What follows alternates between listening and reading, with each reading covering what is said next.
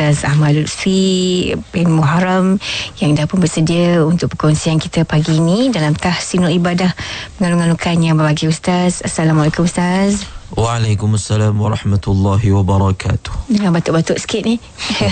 Tapi apa pun, terima kasih Ustaz sudi bersama kita di IKIM FM untuk pengisian kita Tahsinul Ibadah edisi kita Khamis ini, dan diberi kesempatan untuk berbicara tentang Imam Syafi'i dan kecintaan beliau kepada Nabi dan Ahlul Bait.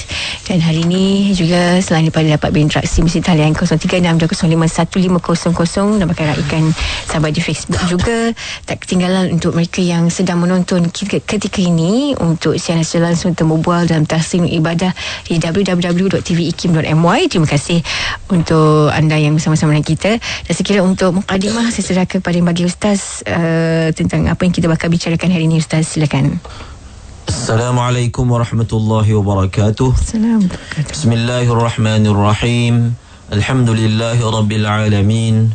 Wassalatu wassalamu ala ashrafil anbiya'i wal mursalin Sayyidina wa maulana Muhammad wa ala alihi wa sahbihi ajma'in, amma ba'd. Yang dimuliakan DJ yang bertugas, DJ Hajar Fairuz, sidang pendengar IKIM FM yang dirahmati Allah Subhanahu wa ta'ala. Tidak ada kebaikan di dunia ini melainkan kebaikan itu sumbernya, mata airnya adalah datang daripada Rasulullah sallallahu alaihi wasallam. Tidak ada kebaikan di dunia maupun kebaikan di akhirat melainkan puncanya ialah Rasulullah sallallahu alaihi wasallam. Bahkan seluruh nabi dan seluruh rasul mendapat kebaikan daripada Rasulullah sallallahu alaihi wasallam. Kita sedia maklum di hari akhirat nanti tidak akan dimulakan penghisapan melainkan setelah syafaat ataupun permohonan daripada Rasulullah sallallahu alaihi wasallam. Tidak Nabi Adam, tidak Nabi Musa, tidak Nabi Isa yang berani untuk memohon dipercepatkan penghisapan berbanding Rasulullah sallallahu alaihi wasallam. Apa sahaja yang kita bicarakan mengenai Al-Imam Asy-Syafi'i rahimahullahu ta'ala, sudah tentu kebaikan ini, kelebihan ini berpunca daripada Rasulullah sallallahu alaihi wasallam. Cuba kita lihat di dalam Al-Quran, Allah Subhanahu wa taala telah meletakkan syarat. Meletakkan syarat mahabbatullah, kasihnya Allah kepada seseorang itu dengan apabila dia mengasihi, menuruti dan menjejaki Rasulullah sallallahu alaihi wasallam. Sesuatu yang mustahil. Seseorang itu akan mendapat cintanya Allah sekiranya dia tidak mencintai Rasulullah sallallahu alaihi wasallam. Rahsia kejayaan, keberuntungan, keberhasilan Al-Imam Asy-Syafi'i rahimahullahu ta'ala sudah tentu terkandung dalam semangat beliau dalam mencontohi Rasulullah sallallahu alaihi wasallam. Imam Ahmad bin Hanbal mengatakan, aku tidak pernah melihat orang yang sangat kuat mengikuti Rasulullah sallallahu alaihi wasallam berbanding Al-Imam Asy-Syafi'i rahimahullahu taala. Dan semoga pada hari-hari yang berbahagia ini kita berada di bulan Maulid, semoga apa yang kita bakal bicarakan nanti bakal menumbuhkan dan menyemarakkan cinta kita kepada Rasulullah sallallahu alaihi wasallam. Dan satu lagi, cinta kepada Nabi sallallahu alaihi wasallam tidak lengkap tanpa seseorang itu mencintai keluarga Nabi sallallahu alaihi wasallam. Para masyayikh mengajar kita, jangan lupa biasakan lidah kita dengan apabila kita berselawat kepada Nabi sallallahu alaihi wasallam, jangan lupa untuk menyertakan selawat terhadap ahli keluarga baginda Rasulullah sallallahu alaihi wasallam. Biasakan lidah kita untuk membaca Allahumma salli ala Sayyidina Muhammad wa ala ali Sayyidina Muhammad. Jangan dilupa menyertakan doa selawat untuk ahli keluarga Nabi SAW, dan ini sebenarnya salah satu cara untuk kita menunaikan hak Rasulullah SAW. Allah Subhanahu wa taala berfirman, "Qul ma as'alukum alaihi min ajrin illa al-mawaddata fil qurba." Katakanlah olehmu wahai Muhammad, katakanlah olehmu wahai Muhammad kepada umatmu, aku tidak meminta daripada kalian atas apa yang aku lakukan ini sebarang upah dan sebarang bayaran, melainkan al-mawaddata fil qurba, kasih sayang kepada ahli keluarga dan kaum kerabatku. Dan ini sebenarnya suatu penzahiran kita kepada kecintaan kepada Rasulullah sallallahu alaihi wasallam. Terima kasih Ustaz. Itu untuk mukadimah apa yang kita bakal bicarakan dan bakal memperincikan apa yang topik kita hari ini tentang Imam Syafi'i dan kecintaan beliau kepada Nabi serta Ahlul Bait. Kembali selepas ini untuk bersama pendengar yang pastinya anda terus setia bersama di IKIM FM, pilihan utama anda.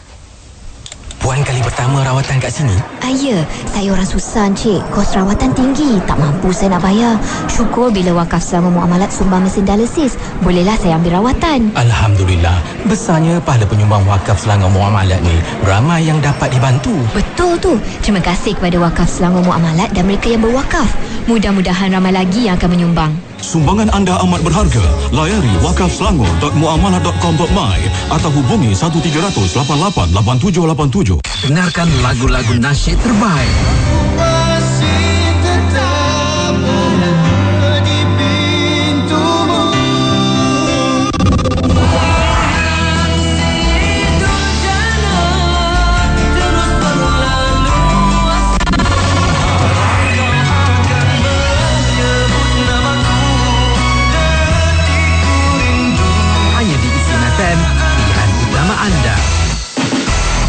Kembali kita untuk pertemuan ataupun perkongsian dalam sidang ilmu hari ini dalam Tahsinul Ibadah, ditemani yang bagi Ustaz Ahmad Lutfi, dan juga kesempatan kita bakal ke udara pada ketika ini bicarakan tentang Imam Syafi'i dan kecintaan beliau kepada Nabi Muhammad SAW dan juga Ahlul Bait. Silakan Ustaz untuk meneruskan bicara kita.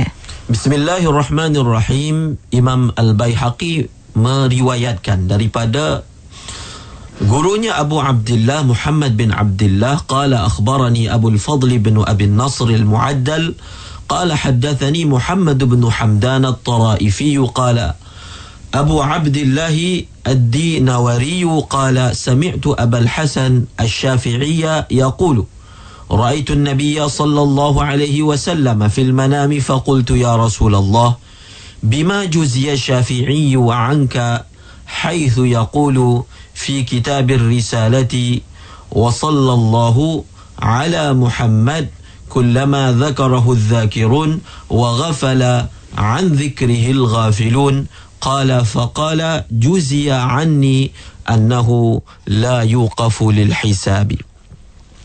Dalam riwayat secara bersanad ini, Imam Al-Baihaqi telah menukilkan daripada seorang ulama yang bernama Abul Hasan Asy-Syafi'i. Beliau mengatakan, aku melihat Nabi SAW di dalam mimpi. Lalu aku bertanya, ya Rasulullah, dengan balasan apakah diberi balasan akan Imam Syafi'i daripada pihakmu? Kerana beliau telah mengatakan, beliau telah menulis di dalam kitab beliau yang bernama Ar-Risalah. Di dalam kitab tersebut, Al-Imam Asy-Syafi'i telah mencatat satu selawat yang tidak pernah ditulis dan dicatat oleh ulama-ulama sebelum beliau. Apakah selawat tersebut? Wa sallallahu ala Muhammad kullama dzakarahu adh-dzakirun wa ghafala an dzikrihi al-ghafilun.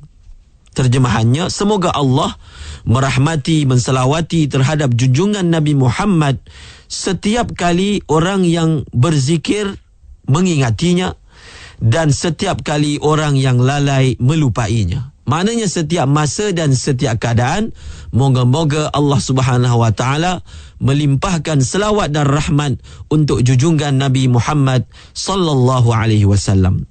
Lalu Nabi sallallahu alaihi wasallam menjawab seperti mana yang diriwayatkan oleh Abul Hasan Asy-Syafi'i dalam perkara yang beliau melihat dalam mimpinya. Maka baginda bersabda, "Juzia anni annahu la yuqafu lil hisabi." Diberi ganjaran, diberi imbalan dan balasan untuk Imam Syafi'i terhadap selawatnya itu daripada pihakku, bahawasanya beliau tidak akan didirikan, beliau tidak akan berdiri untuk menunggu hisab. Maksudnya apa? Beliau akan masuk syurga tanpa hisab. Ini seperti mana yang diriwayatkan oleh Al-Imam Baihaqi secara bersanad daripada seorang ulama yang bernama Abul Hasan Asy-Syafi'i rahimahullahu ta'ala. Sidang pendengar IKIM yang dirahmati Allah Subhanahu wa ta'ala, kecintaan kepada Rasulullah sallallahu alaihi wasallam boleh kita lihat daripada suatu tanggapan daripada seorang ulama yang kalau tak silap yang merupakan anak murid Al-Imam Syafi'i, itu Imam Al-Muzani sendiri menyatakan, "Ma ra'aitu minal ulama'i ma yujibu lin-nabi sallallahu alaihi wasallam fi kutubihi ma yujibuhu Syafi'i li husni dhikrihi Rasulullah sallallahu alaihi wasallam wa rahmatullahi wa radhiyallahu anhu." Imam Al-Muzani menyatakan, aku tidak pernah melihat seorang ulama pun yang menyifatkan Rasulullah, yang memberi kedudukan kepada Rasulullah sallallahu alaihi wasallam sama seperti yang dilakukan oleh Al-Imam Asy-Syafi'i di dalam kitabnya. Kerana beliau, Al-Imam Asy-Syafi'i, bila menyebut tentang Rasulullah, maka beliau akan memperelokkan sebutannya, memperelokkan bicaranya terhadap Rasulullah. Cuba kita lihat bagaimana adabnya Al-Imam Asy-Syafi'i rahimahullahu ta'ala kepada Rasulullah. Imam Syafi'i mengatakan adalah tidak baik seseorang itu bila menyebut nama Rasulullah, maka beliau, orang itu menyebut dengan lafaz Qalar Rasul. Qalar Rasul, telah berkata oleh Rasul, maksudnya Rasulullah. Tidak baik, tidak bagus untuk menyebutkan sedemikian.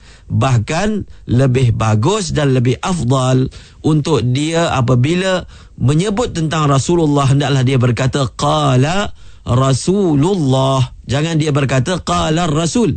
Jangan dia buang kalimah Allah itu, biar disandarkan terus kepada Nabi sallallahu alaihi wasallam. Apabila ulama memberi komentar tentang kata-kata Al-Imam Asy-Syafi'i rahimahullahu taala, maka mereka mengatakan hanya sahaja Al-Imam Asy-Syafi'i rahimahullahu taala berkata sedemikian ta'ziman lin-nabi sallallahu alaihi wasallam, kerana mahu mengagungkan dan kerana mahu membesarkan Rasulullah sallallahu alaihi wasallam. Ada sepotong ayat di dalam surah Al-Insyirah yang ditafsirkan oleh Mujahid, salah seorang ulama tafsir, seperti mana yang diriwayatkan oleh Imam Asy-Syafi'i daripada Ibnu Uyainah, daripada Ibnu Abi Najih, daripada Mujahid.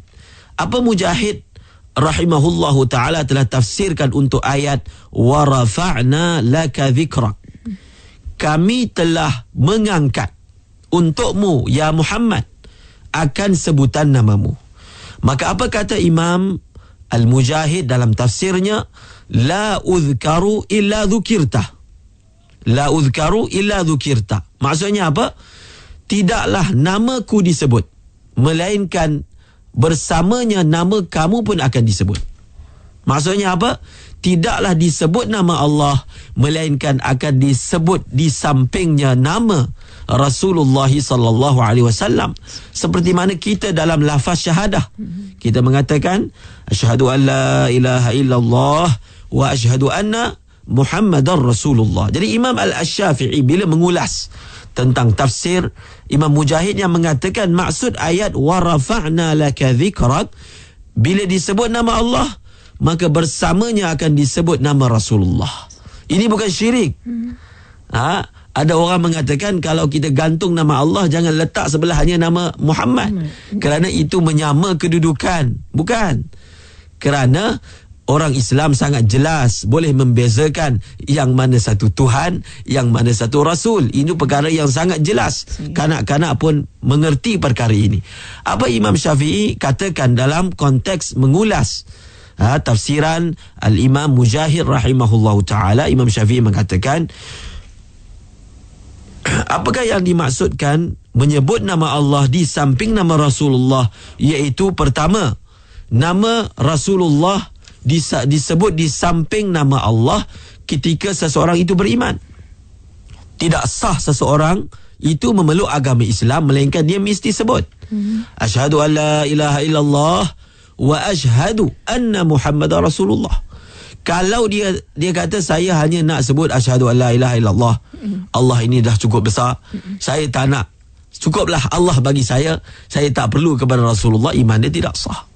Bahkan kalau kita lihat di dalam kitab fiqh mengatakan, satu orang kalau dia nak masuk Islam, cara dia mengucap syahadah mesti antara asyhadu an la ilaha illallah dengan asyhadu anna Muhammadar Rasulullah. Yang pertama mesti ada waw ataf. Waw dan yang memberi makna dan. Yang menunjukkan dua ayat ini bersambung. Tidak boleh dipisahkan. Dan yang kedua, kalau dia mahu masuk Islam, di antara asyhadu an la ilaha illallah wa asyhadu anna Muhammadar Rasulullah tidak boleh ada senggang masa. Contohnya dia kata asyhadu an la ilaha illallah, kemudian dia berhenti kejap, kemudian selepas berapa ketika barulah dia kata wa asyhadu anna Muhammadar Rasulullah, maka tidak lengkap syahadahnya, perlu diminta ulang lagi sekali. Begitu sekali eratnya antara kalimah asyhadu an la ilaha illallah wa asyhadu anna Muhammadar Rasulullah. Ini yang pertama yang disebut Imam Syafi'i. Yang kedua ketika azan. Ketika azan jelas mesti disebut selepas dua kali kita mengucapkan asyhadu an la ilaha illallah, kemudian kita mesti mengatakan asyhadu anna Muhammadar Rasulullah. Bahkan Al-Imam Syafi'i mengatakan setiap kali seseorang itu membaca Al-Quran, maka dia akan mengingati Rasulullah. Ketika seseorang itu mengerjakan ketaatan, maka dia mengingati Rasulullah. Ketika seseorang itu meninggalkan maksiat, maka dia mengingati Rasulullah. Apa maksud dia? Apabila seseorang itu membaca Al-Quran, Al-Quran ini kalamullah, tetapi bila dia membaca Al-Quran, dia akan mengingati Rasulullah kerana perantaranya ialah Rasulullah. Satu orang dia membuat benda baik, dia solat pun dia ingat Rasulullah. Sebab apa? Dia tidak akan kenal solat kalau tidak ditunjukkan oleh Rasulullah. Solat itu datang daripada mana? Orang tengahnya Rasulullah juga. Maka setiap kali dia solat ni ibadah pada Allah.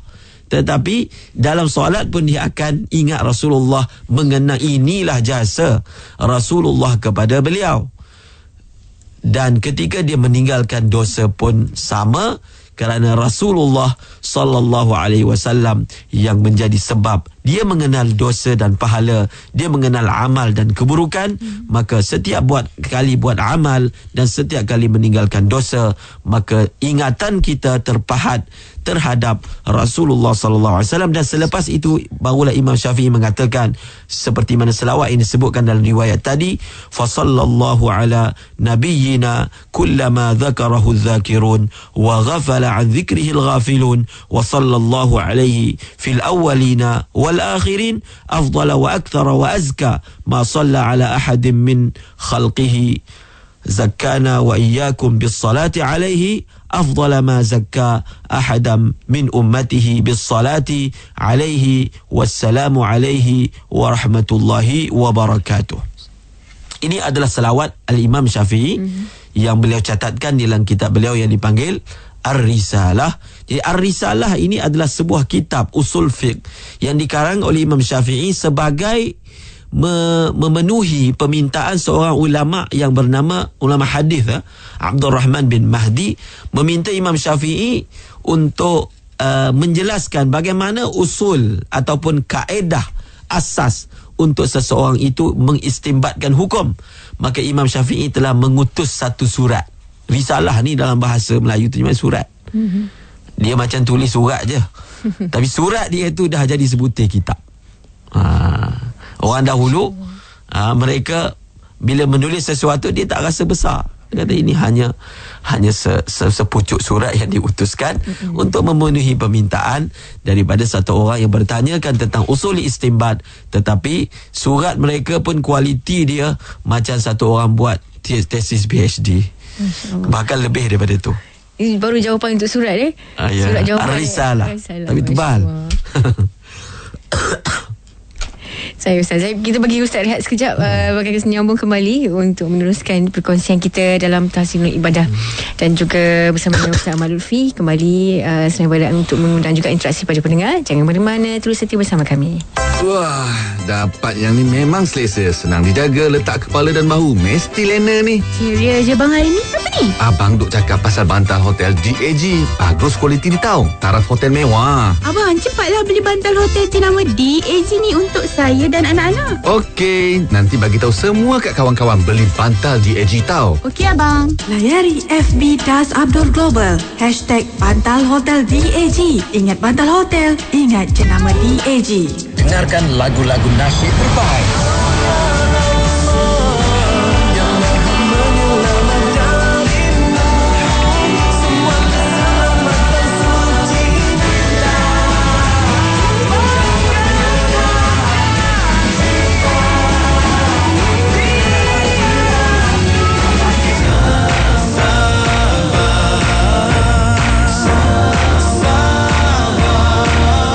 Hanya di IKIM FM, pilihan utama anda. Bagi pendengar, kini baru saja temankan kita ke udara di IKIM FM ketika ini. Selain juga ada dapat tonton kita di TV IKIM dalam tahsinul ibadah menyambung kembali tentang Imam Syafi'i dan kecintaan beliau kepada Nabi Muhammad SAW dan juga Ahlul Bait. Kalau bersama dengan Ustaz Ahmad Lutfi, selain pada mengundang juga anda interaksi talian kita 0362051500. Kemusykilan mungkin dapat kita raikan di penghujung segmen kita nanti. Kita cakap dengan sahabat kita di Facebook, insya-Allah, dan menyerahkan kembali untuk perkongsian kita kali ini bersama dengan Ustaz. Silakan. Bismillahirrahmanirrahim. Satu pujian untuk Al-Imam Syafi'i daripada seorang ulama yang bernama Muhammad bin Abdullah bin Abdul Hakam. Ma ra'aitu mithla Syafi'i wala ra'a Syafi'i mithla nafsihi. Ma ra'aitu mithla Syafi'i wala ra'a Syafi'i mithla nafsihi. Aku tidak pernah melihat orang seperti Imam Syafi'i, dan Imam Syafi'i tidak pernah melihat orang yang seumpama dengan dia. Beliau tak akan jumpa orang yang sama dengan dia. Begitu sekali hebatnya Al-Imam Asy-Syafi'i rahimahullahu ta'ala. Ayat yang selalu dibacakan ketika khutbah Jumaat, sebelum khatib memulakan khutbah dan semasa khatib membaca di dalam khutbah, untuk mengingatkan hendaklah seseorang itu berselawat kepada Nabi SAW. Inna Allaha wa malaikatahu yusalluna 'alan nabi ya ayyuhalladzina amanu sallu 'alaihi wa sallimu taslima. Sesungguhnya Allah dan para malaikatnya terus menerus mengucapkan selawat terhadap Nabi SAW. Wahai orang-orang yang beriman, berselawatlah oleh kalian terhadap Nabi SAW dan ucaplah salam kesejahteraan untuk baginda. Di dalam ayat ini ada fi'il amar. Fi'il amar. Dalam pelajaran usulul fiqh, ulama usulul fiqh telah menggariskan bahawasanya al-amru lil wujub. Al-amru lil wujub. Apabila ada sesuatu perintah di dalam hadis ataupun di dalam Al-Quran, maka hukum asalnya adalah wajib. Lalu ulama membincangkan, bilakah wajibnya seseorang itu mengucapkan selawat terhadap Rasulullah? Ada ayat perintah di dalam ayat ini. Ya ayyuhallazina amanu sallu alaihi, ayat perintah, berselawatlah oleh kalian. Jadi bilakah waktunya seseorang itu harus ataupun wajib berselawat untuk Nabi SAW? Sebagian ulama mengatakan, seperti Al-Imam Malik mengatakan, untuk menunaikan kewajipan ini maka cukuplah seumur hidup seorang itu berselawat sekali, sekadar nak sempurnakan kewajipan sekali.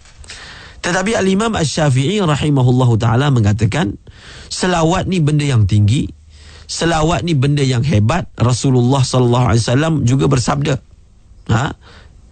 orang yang paling hampir denganku ialah orang yang paling banyak berselawat kepadaku. Orang yang paling hampir denganku di hari kiamat, orang yang paling banyak berselawat denganku. Maka selawat ini hendaklah diletakkan di tempat yang paling mulia, iaitu di dalam sembahyang. Kita di dalam mazhab Imam Syafi'i, salah satu daripada rukun sembahyang ialah berselawat terhadap Nabi SAW pada tasyahud akhir. Sidang pendengar Al-Kim yang dirahmati Allah Subhanahu wa ta'ala, kita tengok apakah pujian Al-Imam Syafi'i terhadap Rasulullah sallallahu alaihi wasallam. Apakah kata Imam Syafi'i dalam kitab Ar-Risalah? Falam tamussa bina ni'matun zaharat wala batanat nilna biha hadhan fi dinin wa dunya wa dafa'a biha anna makruh fihima aw fi wahidin minhuma illa wa Muhammadun sallallahu alaihi wasallam sababuha القائد إلى خيرها الهادي إلى أرشدها الذائد عن الهلكة وموارد السوء في خلاف الرشد المنبه لأسباب تورد الهلكة. Khulasahnya Al-Imam Syafi'i mengatakan tidak ada satu nikmat yang zahir ataupun batin yang kita dapat, sama ada nikmat itu nikmat dunia ataupun nikmat akhirat. Dan tidak ada sesuatu bencana, keburukan yang kita dialihkan, kita dielakkan daripada menimpanya, melainkan sebabnya ialah Rasulullah. Sebab kita dapat kebaikan itu ialah Rasulullah. Sebab kita dijauhkan daripada keburukan itu juga ialah Rasulullah. Dialah yang membimbing kita kepada kebaikan, dialah memimpin kita kepada perkara yang lurus, dan dialah yang mempertahankan kita daripada terjerumus ke lembah kebinasaan. Imam Syafi'i pernah mengatakan, tidak ada sesuatu pun yang Allah beri kepada mana-mana Nabi, melainkan perkara itu diberi kepada Rasulullah lebih banyak lagi. Satu orang menyangkal, satu orang yang dengar perkataan Imam Syafi'i, dia menyangkal. Dia kata, Tuan Imam, bukankah Nabi Isa mendapat lebih daripada itu?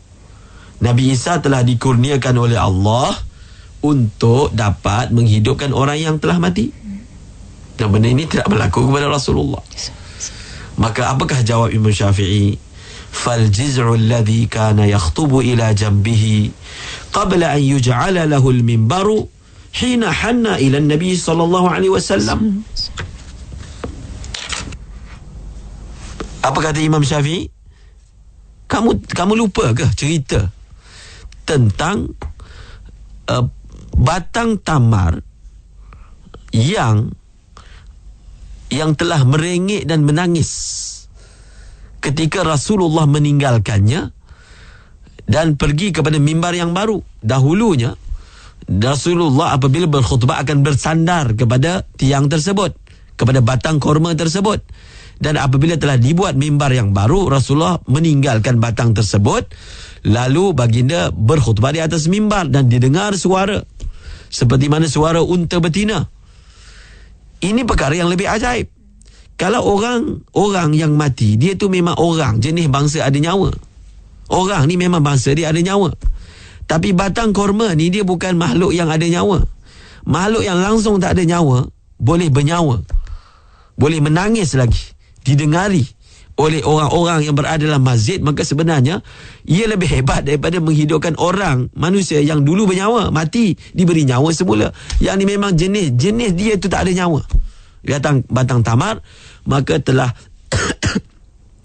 diberi perasaan, diberi tangisan, sehingga suaranya itu didengarkan seperti mana yang kita selalu dengar. Nabi SAW bersabda, laulam altazimhu, kalau aku tidak memeluknya. Untuk memujuk dia Nabi peluk, kan? Kalaulah aku tidak memeluknya, lam tazal hakadha ila yaumil qiyamah. Kalaulah aku tidak memeluknya, lam yazal hakadha ila yaumil qiyamah. Batang korma ini akan terus berkeadaan begini sampailah hari kiamat. Iaitu kita pun kalau pergi sana, kita pun boleh dengar batang tu menangis sampailah hari ini. Dan Rasulullah telah inilah perkara yang lebih luar biasa. Saya Ustaz juga sebelum kita beristirahat ataupun kita beri peluang kepada pendengar mesti talian 0376251500 juga dapat kita naikkan sahabat kita di Facebook. Sebenarnya Ustaz ada pertanyaan berkaitan dengan selawat yang mana telah pun diwawarkan oleh Ustaz pada awal pertemuan kita. Katanya selawat pertama tu Ustaz, mungkin boleh share lagi sekali ataupun bagaimana, silakan Ustaz. Jadi selawat ini merupakan sesuatu yang dibuat oleh Imam Syafi'i. Dia selawat ni ada dua jenis. Satu dipanggil selawat yang ma'thur, yang memang diriwayatkan daripada Rasulullah. Dan selawat yang paling afdal sekali ialah selawat Ibrahimiyah. Itu paling afdal, yang kita baca di hujung solat. Itu paling afdal, tanpa khilaf di kalangan alim ulama. Dan satu lagi salawat yang dengan perasaan cinta kepada Nabi SAW. Banyak para ulama masing-masing telah dengan penuh kasih sayang dan cinta mereka telah membuat selawat kepada Nabi SAW. Ada kitab yang mengumpulkan selawat yang di dalamnya disebut lebih 805 nama Nabi SAW, seperti mana dalam kitab Al-Barakatul Makkiyah. Di selawat tersebut lafaznya wa sallallahu ala Muhammad kullama dzakarahu dzakirun wa ghafala an dzikrihil ghafilun. Kita biasa dengar selawat ni, Pak Imam pun kadang selalu baca. Tapi apa kisah di balik selawat ini? Ini dia kisah dia. Kerana sebab selawat inilah maka Allah Subhanahu wa taala gembira, Rasulullah SAW gembira kepada Al-Imam Asy-Syafi'i rahimahullahu taala. Saya ulang lagi sekali, wa sallallahu ala Muhammad kullama dzakarahu dzakirun wa ghafala an dzikrihil ghafilun. Pendek sahaja. Dan dia punya khulasah makna selawat ini, semoga Allah berselawati kepada Nabi setiap masa dan keadaan. Sebab dalam setiap masa ni ada dua je manusia. Satu orang yang ingat Nabi, satu orang yang lupa Nabi. Jadi setiap kali orang ingat Nabi, orang ingat Allah, maka setiap kali itulah aku berselawat untuk Nabi. Dan setiap kali orang tak ingat Nabi pun, waktu itu pun semoga Allah menselawati untuk Nabi. Maka maknanya setiap masa dan keadaan. Itu dia punya ketinggian makna selawat ini. Ada ulama yang yang berselawat, contohnya wa sallallahu ala sayyidina Muhammad miftahi babi rahmatillah adada ma fi ilmillah salatan wa salaman daimaini bidawami mulkillah. Ini adalah selawat yang di dalamnya itu menyatakan kelanjutan. Semoga Allah berselawat kepada Rasulullah sebilangan apa yang ada dalam ilmu Allah, sebilangan makhluk yang ada dalam ilmu Allah, dan semoga selawat dan salam itu berterusan selagi kekalnya kerajaan Allah. Ini pelbagai cara. Tapi Al-Imam Syafi'i seperti mana yang kita telah dengar tadi. Sahih. Terima kasih Ustaz untuk perkongsian yang kali kedua diperincikan kepada kita berkaitan dengan selawat. Dan juga kita bakal beristirahat sekejap, kembali sejurus selepas ini menyambung perkongsian dalam Tahsinul Ibadah. Menyambung kembali untuk Tahsinul Ibadah, juga terus setia untuk kita bersama dalam perkongsian Imam Syafi'i dan kecintaan beliau kepada Nabi Muhammad SAW juga Ahlul Bait. Silakan Ustaz. Untuk baki masa ini kita akan menyebut sedikit tentang kecintaan Nabi SAW kepada Ahlul Bait. Imam Syafi'i sendiri adalah berketurunan Quraisy yang bertemu nasabnya dengan Rasulullah pada Abdul Manaf. Beliau juga digelar Ibnu Am Rasulillah, iaitu sepupu Rasulullah SAW. Kalau ada mana-mana orang yang pada hari ini kerana menzahirkan kecintaan kepada Ahlul Bait, lalu orang ini dipanggil Syiah, maka ketahuilah perkara ini telah berlaku kepada Al-Imam Asy-Syafi'i semasa hayat beliau. Ada beberapa orang yang tidak berkenan dengan Imam Syafi'i dan mereka ini menuduhnya telah terpengaruh dengan Syiah. Lalu soalan ini ditanya kepada Imam Ahmad bin Hanbal, orang yang sangat rapat dengan Imam Syafi'i. Maka Imam Ahmad berkata, wallahi ma ra'ayna minhu illa khairan wala sami'na illa khairan. Demi Allah, aku tidak pernah melihat daripada beliau ini melainkan benda yang baik saja, dan aku tidak pernah mendengar daripada beliau melainkan yang baik sahaja. Kemudian Imam Ahmad bin Hanbal mengatakan, apakah rahsianya orang ini sampai nak menuduh Al-Imam Syafi'i sebagai Syiah? Maka apa kata Imam Ahmad bin Hanbal? I'lamu rahimakumullah anna ar-rajula min ahli al-ilmi idza manahu Allah ta'ala shay'an min al-ilmi wa hurimahu qarana'uhu wa ashkaluhu hasaduhu wa ramahu ma laysa fihi wa bi'satil khaslatu min ahli al-ilmi fi ahli al-ilmi. Maka Imam Ahmad bin Hanbal memberitahu kepada orang yang di sekelilingnya, kamu nak tahu sebabnya? Sebabnya ialah seorang ni bila diberi ilmu, dikurniakan ilmu yang tidak dikurniakan kepada orang lain, orang yang sama zaman dengan dia tak dapat, maka mereka mula beriri hati dan berhasad dengki kepadanya, dan mereka akan menuduhnya dengan perkara-perkara yang sebenarnya tidak ada di dalam diri orang tersebut.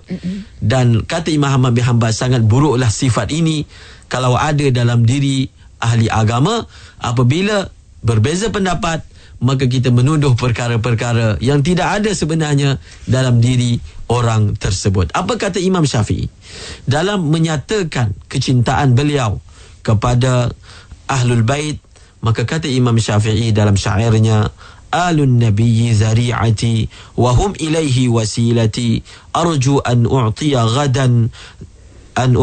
gadan biyadi al-yamini sahifati. Keluarga Nabi adalah perantaraanku dan mereka ini kepada Allah jambatanku. Aku berharap dengan sebab kecintaanku ini di hari akhirat kelak aku diberi buku catatan amal di sebelah tanganku. Dan Imam Asy-Syafi'i rahimahullahu ta'ala ialah orang yang sangat mencintai Ahlul Bait Nabi sallallahu alaihi wasallam. Demi untuk menunaikan, dia akan jadi automatik orang yang benar-benar cinta kepada Nabi, maka secara automatik dia mesti akan mencintai keluarga kepada Nabi sallallahu alaihi wasallam.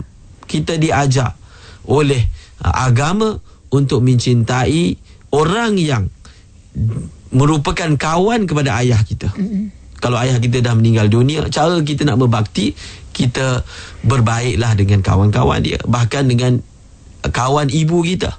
Rasulullah amat mencintai Sayyidatina Khadijah, maka selepas kewafatannya baginda begitu menghargai dan meraihkan kawan-kawan kepada Sayyidatina Khadijah. Ini bukan kawan, ini adalah daripada nasab, daripada keturunan Nabi SAW ini.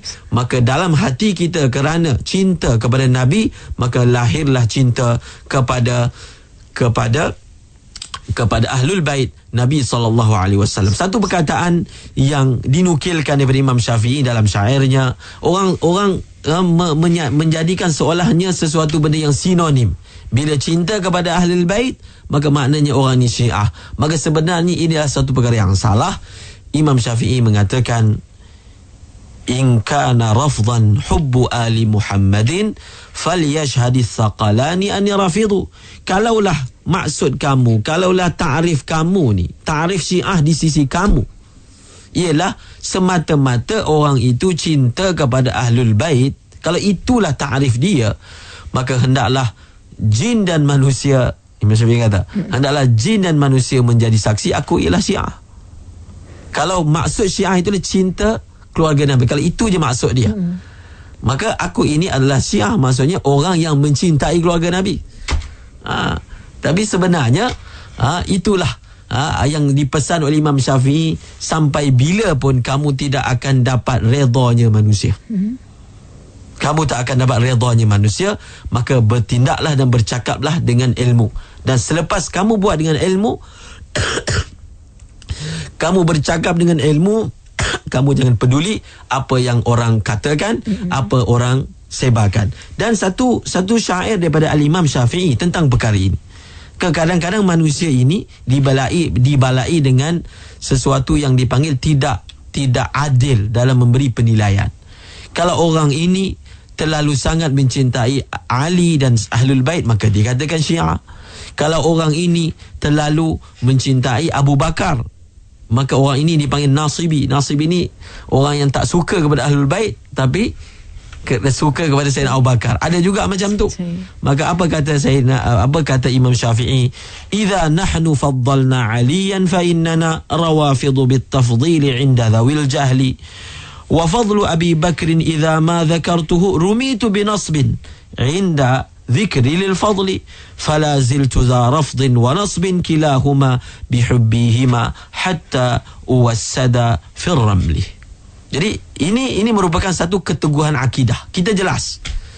Kita buat sesuatu dengan ilmu, kita buat sesuatu dengan panduan, maka setelah kita yakin dengan ilmu tersebut, maka kita bergerak, kita berjalan, dan kita jangan peduli dengan apa yang orang bicarakan. Apa kata Imam Syafi'i? Kalaulah aku ini melebihkan Sayyidina Ali, maka orang akan kata aku ini Rafidah, Syiah, kerana melebihkan Sayyidina Ali di sisi orang-orang yang jahil. Orang yang jahil kata, oh kamu melebihkan Sayyidina Ali, kamu ialah Rafidah. Dan kalau pula aku menyebut tentang kelebihan Sayyidina Abu Bakar, aku dituduh sebagai Nasibi ketika aku menyebut kelebihannya. Maka begitulah hidupku ini di antara Rafdi dan juga Nasbi. Maksudnya kejap-kejap orang panggil Rafidah, kejap-kejap orang panggil Nasibi. Orang jahil tak faham, kan? Maka aku akan berterusan atas perkara ini kerana aku meyakini kedua-dua orang ini perlu dikasihi, perlu disanjungi, dan aku jelas apa yang aku akidahkan. Maka berterusanlah aku habiskan hidup dengan akidah ini hatta uwassada fil ramli, sehingga aku berbantalkan pasir. Maksudnya sehingga aku meninggal dunia. Saya Masya Allah. Dan jawapan itu diterima baik oleh mereka yang mempertikaikannya. Ya, mereka mempertikaikannya. Alhamdulillah. Kemudian kita mungkin sikit kongsian daripada sahabat kita di Facebook. Katanya, salam Ustaz, ada orang tak kenal dengan nama Muhammad bin Idris. Nama sebenar Imam Syafi'i. Sebab nama Syafi'i itu sebenarnya nama atuk Muhammad bin Idris. Betul Okey, terima kasih Ustaz atas kesempatan untuk bersama dalam perkongsian kita hari ini menerusi segmen Tahsinul Ibadah. Kita meraihkan untuk Maulid atau Maulid Rasul. Kita baru sambut dan juga masih lagi mengekalkan kecintaan kepada Nabi Muhammad SAW. Sehinggalah dia dalam segmen Tahsinul Ibadah hari ini kita masukkan topik bicara Imam Syafi'i dan kecintaan beliau kepada Nabi Muhammad SAW dan juga Ahlul Bait. Terima kasih Ustaz atas kesempatan untuk bersama dengan pendengar ini. InsyaAllah jumpa lagi minggu depan Ustaz. Assalamualaikum. Waalaikumsalam warahmatullahi.